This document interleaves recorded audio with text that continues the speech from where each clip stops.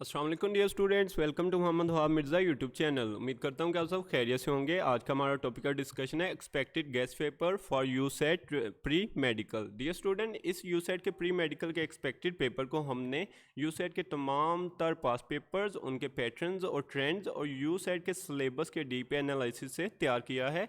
और इस पेपर के तमाम तर MCQ यूसेट के पास पेपर्स में काफ़ी बारी रिपीट हो चुके हैं, तो इसलिए चांसेस हैं कि 28 मई 2023 को होने वाले यूसेट प्री मेडिकल के एग्ज़ाम में इन MCQ को फिर से रिपीट किया जाएगा।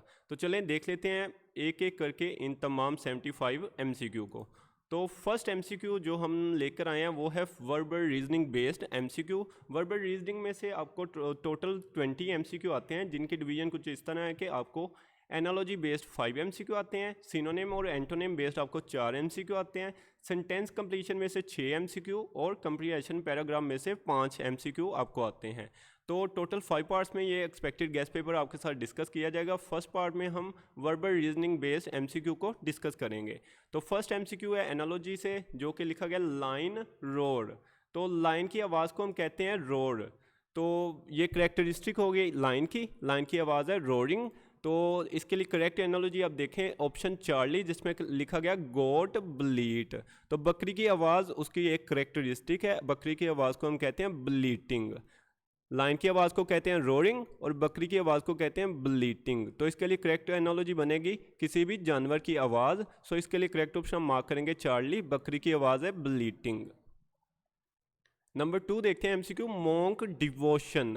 मोंक वो पर्सन्स हैं जो किसी भी स्पेसिफिक जो है रिलीजन उसको नहीं मानते, इनका अपना ही एक अकीदा, जो साथ में लिखा गया डिवोशन, इनका एक स्पेसिफिक अकीदा होता है। ये मानते हैं कि अगर हम अपनी फ़िज़िकल अपीयरेंस, अपनी फिज़ीक पर जितना ज़्यादा जो है उसको इम्प्रूव करने की कोशिश करेंगे तो उतनी ज़्यादा इनकी उम्र बढ़ती जाएगी। सो इनका डिवोशन, इनका अकीदा है मोंक्स का एक स्पेसिफिक अपनी जो है उम्र को लेकर उसको बढ़ाने के लिए। सो मोंक्स का डिवोशन करेक्टरिस्टिक है मोंक्स की, ठीक हो गया।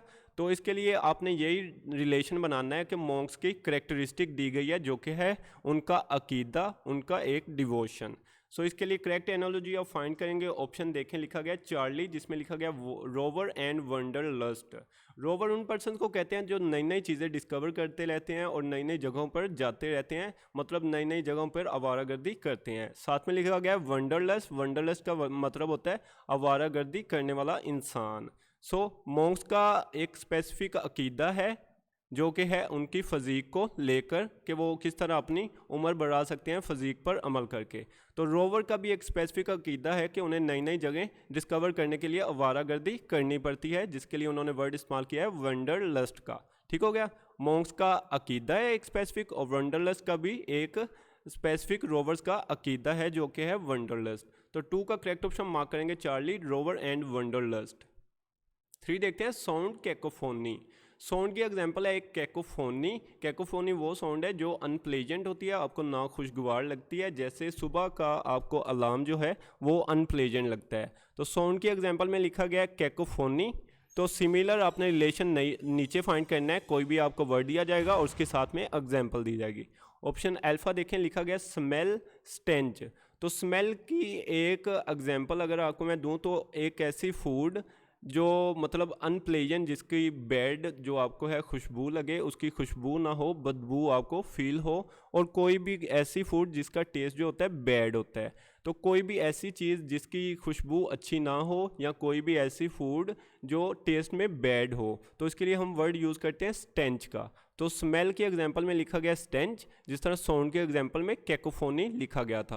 तो ये रिलेशन सही आपके लिए एनालॉजी के लिए बन जाता है अल्फा ऑप्शन में। 3 का करेक्ट ऑप्शन मार्क करेंगे अल्फा, स्मेल, और उसके एग्जांपल में लिखा गया स्टेंच।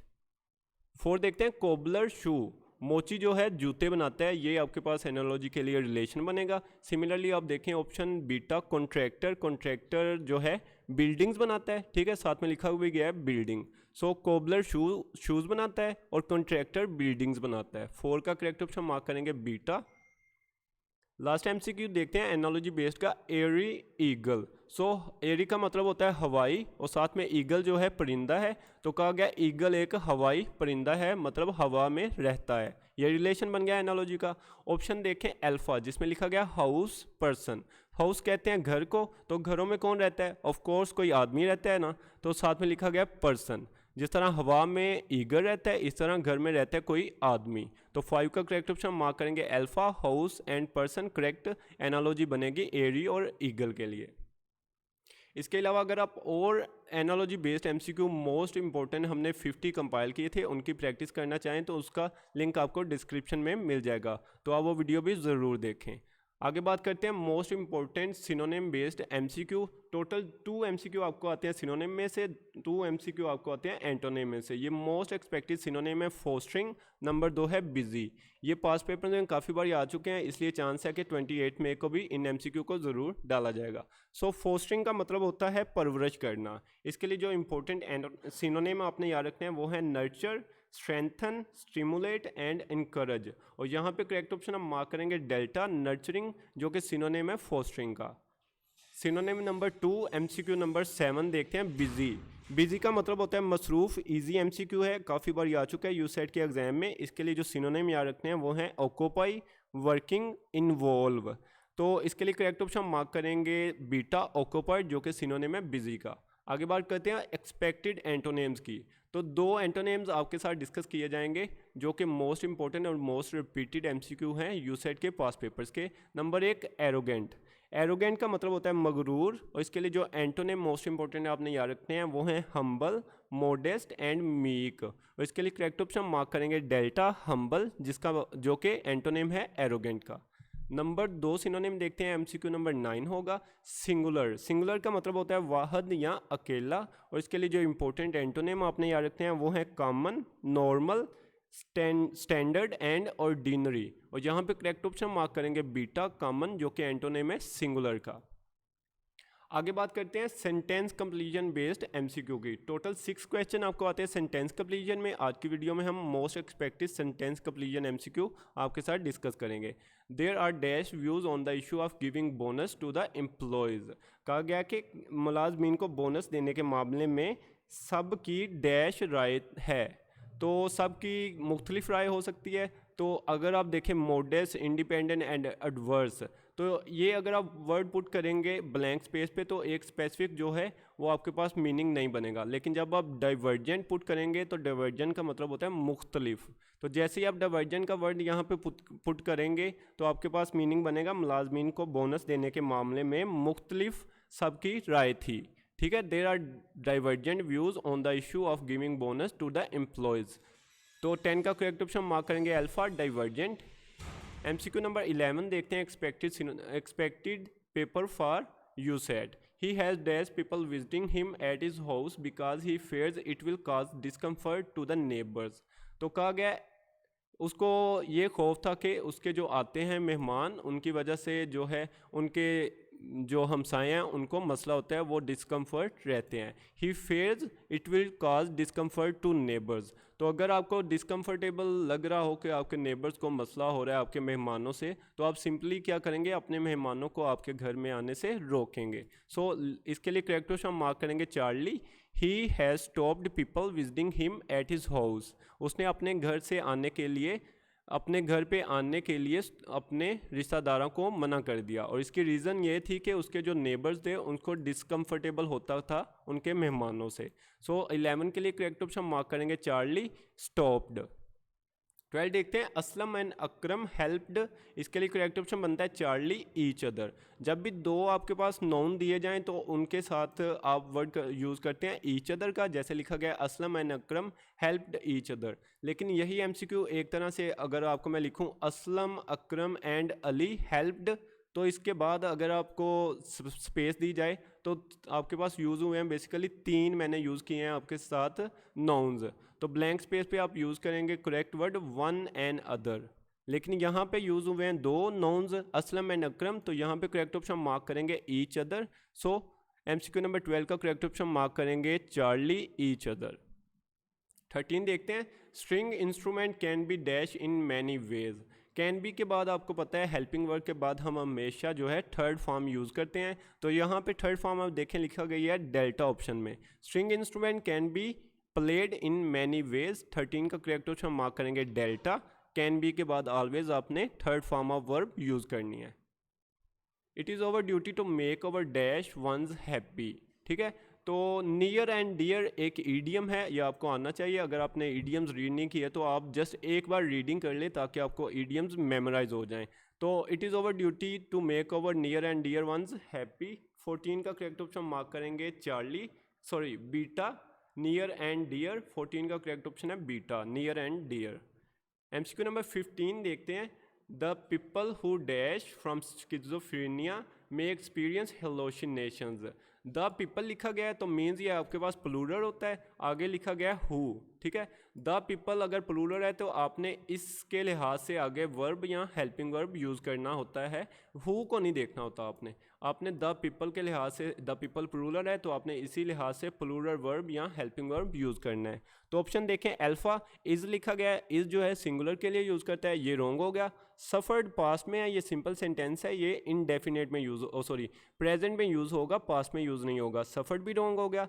थर्ड ऑप्शन में लिखा गया are suffering. The people plural है, आर भी हेल्पिंग वर्ब प्लूरल है, so the people are suffering correct option बन जाएगा आपके पास। डेल्टा ऑप्शन में लिखा गया डिड सफरिंग। डिड के बाद आप हमेशा first form of verb use करते हैं, सफ़र आ सकता है, सफरिंग नहीं आ सकता, सो डेल्टा ऑप्शन भी रॉन्ग हो गया। ऑप्शन जो करेक्ट बचता है 15 का वो बनता है Charlie. The people who are suffering from schizophrenia may experience hallucination. 16 से 20 एमसीक्यू आपको कंप्रीहेंशन पैराग्राफ में आते हैं। टोटल 5 एमसीक्यू आपको आते हैं, ये बहुत ही इजी एमसीक्यू आते हैं, समझ लें कि पक्की पकाई आपके पास जो है खीर आती है। सिंपल एमसीक्यू आते हैं, ये ऑलमोस्ट सभी स्टूडेंट्स के सही हो जाते हैं। तो ये एक पैराग्राफ आपको स्क्रीन पे नज़र आ रहा होगा, ये पैराग्राफ मैं रीड नहीं कर रहा लेकिन आपने ये रीड करना है। लेकिन इनके एमसीक्यू आपके साथ मैं डिस्कस करूँगा कि किस तरह के ईजी एमसीक्यू और हलवा टाइप के एमसीक्यू ये होते हैं। तो एमसीक्यू नंबर 1 देखें, ये बेसिकली पैराग्राफ है, हिमालय का जो पहाड़ी सिलसिला है उसके रिलेटेड है और डिफरेंट इसकी जो करेक्टरिस्टिक हैं, इसकी इंपॉर्टेंस है वो बात की गई है, इसकी लेंथ और इसका जो भी है अदर पार्ट्स जो इसके साथ कनेक्ट होते हैं, जितने भी माउंटेन्स के, उनके बारे में इंफॉर्मेशन दी गई है। तो एमसीक्यू आपके साथ डिस्कस करूँगा, साथ साथ उनका आंसर भी बताऊँगा और किस तरह के सिंपल एमसीक्यू होते हैं वो बताऊँगा। A massive snout of one of the largest glaciers in the Himalayas is. तो ये सेम स्टेटमेंट आपको पैराग्राफ में मिलेगी, वो आपको मैं दिखा देता हूँ। आप देखें line number 3, a massive snout of the longest glaciers in the Himalayas. तो गोमुख जो है वो मैसिव ग्लेशियर है, हिमालय माउंटेन में ग्लेशियर है एक। ठीक है, सो स्टेटमेंट देखें, a massive snout of one of the longest glaciers in the Himalayas is. तो इसका ऑप्शन देखें आप, Gomukh, a massive snout of one of the longest glaciers in the Himalayas. Same statement आपको नजर आ रही है, सिर्फ इसमें गोमुख नहीं लिखा गया। तो नीचे ऑप्शन में आपने देखना है गोमुख जो है डेल्टा ऑप्शन में लिखा गया है, सो 16 का करेक्ट ऑप्शन मार्क करेंगे डेल्टा। सिंपल एमसीक्यू था। एमसीक्यू नंबर 17 देखते हैं, one of the largest sources of fresh water in the world are. ये भी स्टेटमेंट आपको मैं दिखा देता हूँ, पैराग्राफ में लिखी गई है। फर्स्ट लाइन देखें, the Himalayas are among the largest sources of fresh water in the world. So मतलब लिखा गया है हिमालय जो है दुनिया में सबसे बड़ा सोर्स है फ्रेश वाटर का। सेम स्टेटमेंट आपको नीचे मैं दिखा देता हूँ, ऑप्शन में पूछी गई थी, one of the largest source of fresh water in the world are, क्या लिखा गया था, द हिमालयाज। 17 का करेक्ट ऑप्शन मार्क करेंगे अल्फा। 18 देखते हैं, high altitude snow capped peaks are the origin of. इसके लिए भी आपको सेम स्टेटमेंट ऊपर मैं दिखाऊंगा और उसका साथ ही आंसर लिखा गया होगा, कोई भी डिफ़िकल्टी नहीं आती इस पैराग्राफ को सोल्व करने में।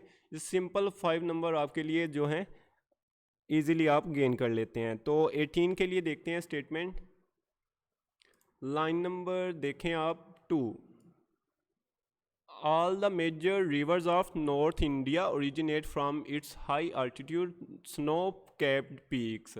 तो कौन से जो है रिवर्स अराइज होते हैं snow capped peaks of Himalayas के, all the major rivers of north India, ठीक है, originate from its high altitude snow capped peaks.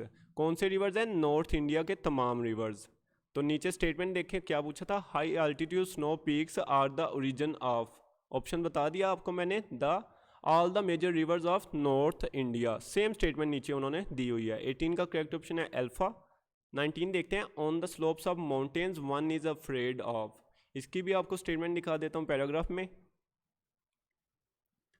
तो लास्ट 4th लाइन देखें, one is afraid of being, one is afraid of being swept away, one is afraid of being swept away. तो पूछा गया था किसका खौफ होता है जो टूरिस्ट वहाँ पे जाते हैं हाइकिंग के लिए या किस काम के लिए। तो MCQ नंबर 19 था, on the slopes of mountain one is afraid of being swept away. 19 का करेक्ट ऑप्शन है डेल्टा। सेम स्टेटमेंट पैराग्राफ में दिखा दिया आपको। एक ट्रिकी MCQ होता है सिर्फ पैराग्राफ में से, वो ये होता है कि आपको कोई भी ग्रामेटिकल इन्फॉर्मेशन या सिनोनिम या एंटोनिम किसी भी वर्ड का पूछा जा सकता है। तो इसमें पूछा गया था कि फ्रेजिलिटी का उन्होंने पूछा मतलब बताएं, the word fragility here means. तो फ्रेजिलिटी अगर आपकी वो कैब अच्छी है तो आप इजीली बता देंगे। फ्रेजिलिटी का मतलब होता है कमज़ोर, कोई भी चीज़ जो वीक हो, इल हो या इजीली डिस्ट्रक्टेबल हो। तो 20 का करेक्ट ऑप्शन मार्क करेंगे अल्फा, इजीली डिस्ट्रॉयबल, जो कि सिनोनिम है फ्रेजिलिटी का। तो डियर स्टूडेंट, ये 20 verbal reasoning most important and most repeated MCQ थे यूसेट के पास पेपर्स के, और मैक्सिमम चांसेस हैं कि 28 मई 2023 को होने वाले यूसेट प्री मेडिकल के एग्जाम में इन MCQ को रिपीट किया जाएगा। तो ये फर्स्ट पार्ट था हमारे एक्सपेक्टेड गेस पेपर का। अगले 4 पार्ट्स जो पार्ट 2, 3, 4 और 5 होंगे, उनमें हम आपके साथ क्वांटिटेटिव रीजनिंग, उसमें arithmetic, algebraic, geometric, equation based, statistic based, scenario based MCQ discuss करेंगे। और पार्ट 4 और 5 में हम आपके साथ मोस्ट इंपॉर्टेंट फिजिक्स, केमिस्ट्री और बायोलॉजी के MCQ डिस्कस करेंगे। तो इंशाल्लाह मिलते हैं अगले वीडियोज़ में। तो अपना बहुत सारा ख्याल रखिएगा। अल्लाह हाफिज़।